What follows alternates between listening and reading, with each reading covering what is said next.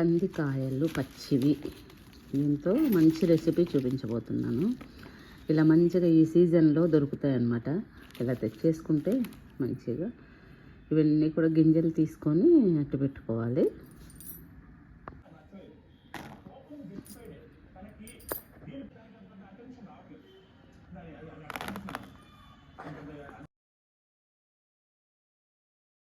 మనం ఒక 1/2 కిలో తీసుకుంటే చూడండి ఇంత వేస్ట్ అయిపోతుంది. ఇది కొంచెం ఓపికతో చేయవలసినటువంటి కర్రీ.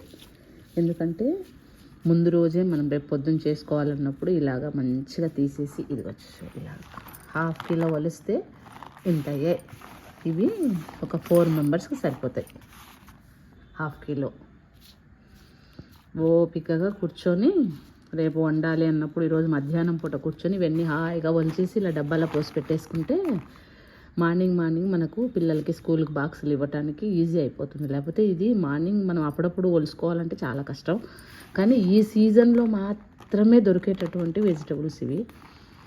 మంచి ప్రోటీన్స్ ఉంటాయి. ఇందులో ఏముంది, కందిపప్పు కదా. ఇది కందిపప్పు అంటే వెండుది కూడా మనం తింటాం కదా అని మీరు అనొచ్చు. వెండు కందిపప్పు తినటం వేరు, ఇలా పచ్చిది తినటం వేరు కదండి. పచ్చిది మనకు అన్ని సీజన్లో కూడా దొరకదు కదా. మన భారతదేశానికి ఉన్న గొప్ప అదృష్టం అదే. మనం ఏ కూరగాయలైనా ఫ్రెష్గా మనకు సీజన్ల వారీగా అమ్మవారు మనకి ఇస్తుంది. ఇది ఈ కందికాయలు చూడండి ఎంత బాగున్నాయి, బఠానీలేమో అన్నట్టు. కంది గింజలన్నీ ఇలాగా ఒలిసేసి పప్పులన్నీ ఇలా పెట్టుకున్నాం కదా. ఇలా పెట్టుకున్న తర్వాత దీనికోసం మనం కర్రీ ప్రిపేర్ చేయటం కోసం మసాలా కావాలన్నమాట. ఇది మసాలాతో చేస్తున్నాను నేను. కందికాయలు ఇలా గింజలు వలిసి పెట్టుకున్నాను. దీనికి మసాలా కోసం కావాల్సినట్టు చెప్తాను చూడండి. పులుపు కోసం 2 టమాటా తీసుకోవాలి. నెక్స్ట్ కొత్తిమీర, కరివేపాకు, ఇవన్నీ కూడా కొబ్బరి, ధనియాల పిండి, పసుపు, ఉప్పు, కారం, నెక్స్ట్ ఉల్లిపాయ, వెల్లుల్లిపాయ, అల్లం ముక్క, ఇవన్నీ కూడా మిక్సీ ఆడించుకోవాలి. అది పేస్ట్ పక్కకు పెట్టుకోవాలి.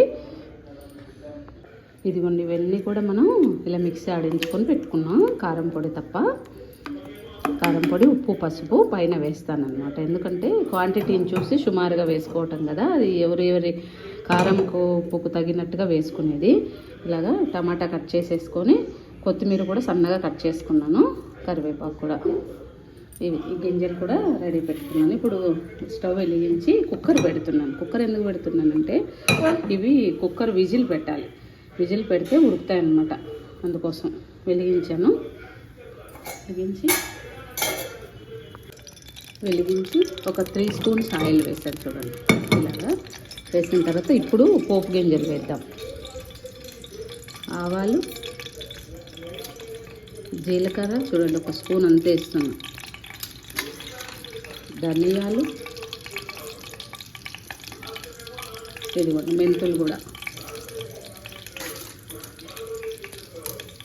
1 స్పూను, మినపప్పు 1 స్పూన్ అంతా శనగపప్పు. ఇవన్నీ కూడా మంచిగా వేగిన తర్వాత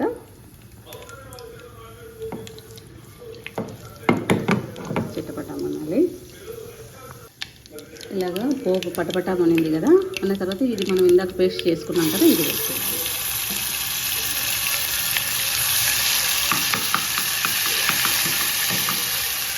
ఇలాగా ఒక 2 మినిట్స్ వేయించాలి. ఎందుకంటే అన్నీ పచ్చివే వేసాం కదా, కొంచెము పచ్చి స్మెల్ వస్తుంది. ఎప్పుడైనా సరే మసాలా కొంచెం వేయించుకుంటే ఏమంటే మంచి ఫ్లేవర్ వస్తుంది దాంట్లో నుంచి.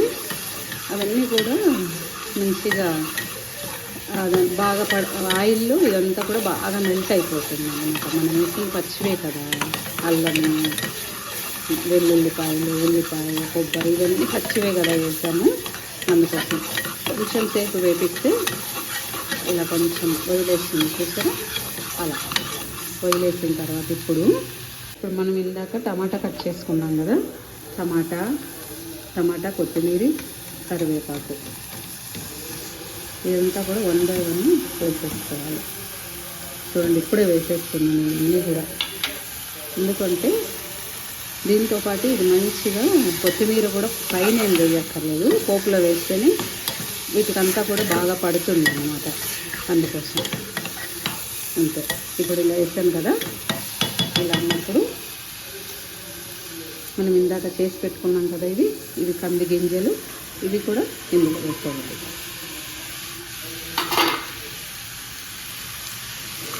అన్నీ మళ్ళీ ఒకసారి బాగా కలపాలి.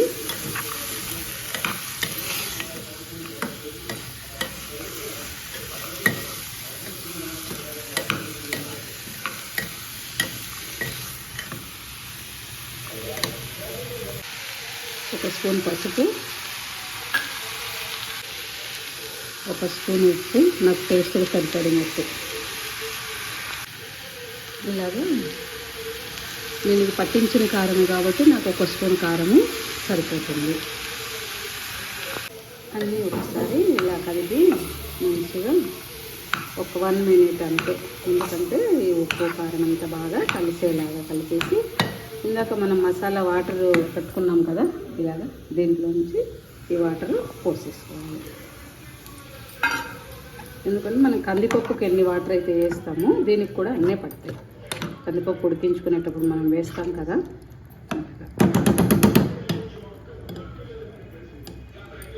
ఇంకొక కప్పు వేస్తాను. ఆ మసాలా వాటర్ ఒక కప్పు ఉంది, ఇంకొక కప్పు వేస్తాను. ఎందుకంటే తక్కువ పోస్తే కుక్కర్ మాడిపోతుంది కదా, అందుకోసం. ఇప్పుడు ఇది అన్నీ వేసేసాము. చక్కగా ఇలా ఉన్నప్పుడు కుక్కర్ పెట్టుకోవాలి. కుక్కర్ పెట్టుకొని ఒక విజిల్ వచ్చి సిమ్లో పెట్టి ఒక 5 మినిట్స్ అయిన తర్వాత ఆపేయాలి. ఎందుకంటే పచ్చివి కదా, కందిపప్పు ఉడికినంత టైం కాకుండా కొంచెం తక్కువ టైంలోనే ఉడుకుతాయి అన్నమాట. విజిల్ పెట్టేసి హైలోనే పెట్టాను మంట.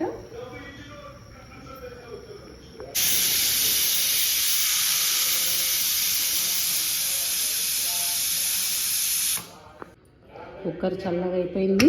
2 విజిల్లు వచ్చాక సిమ్లో పెట్టి ఒక 5 మినిట్స్ తర్వాత మనం అది ఆపేసాము. చూపిస్తాను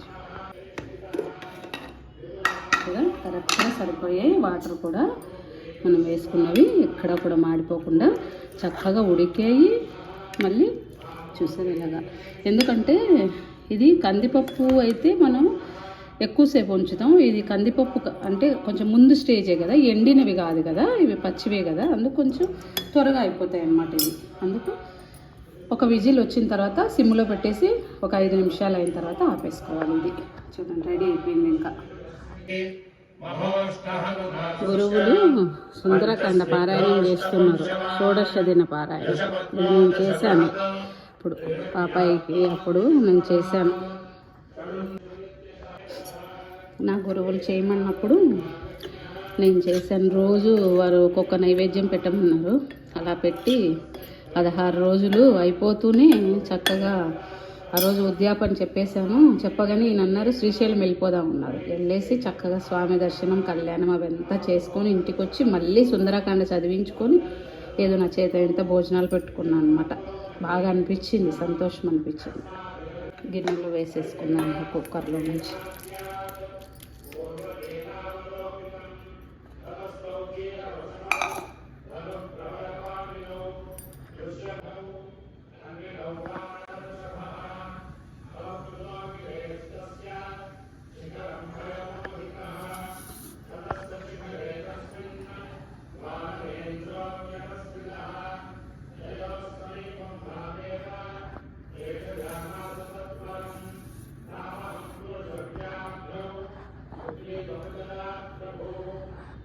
కమ్మనైన కంది గింజల పులుసు రెడీ.